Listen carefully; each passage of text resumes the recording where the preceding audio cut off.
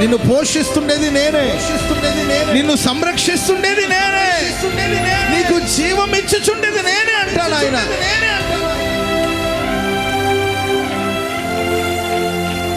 మనం మారిపోతున్నా కూడా ఆయన ప్రేమ ఎన్నడూ మారలేదు. మనం మారిపోతాం.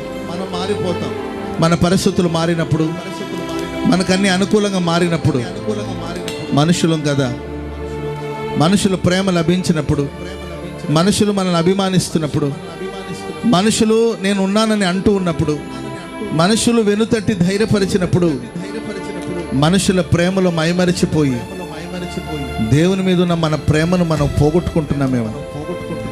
మనుషులు మోసం చేసినప్పుడు, మనుషులు చేయి విడిచినప్పుడు, మనుషులు మనల్ని అవమానపరిచినప్పుడు, నేనున్నానన్న వాళ్ళే మనకు వ్యతిరేకంగా లేచినప్పుడు కృంగిపోయి దేవుని వైపు చూడగలిగితే దేవుని ప్రేమ ఎన్నడూ మారలేదండి.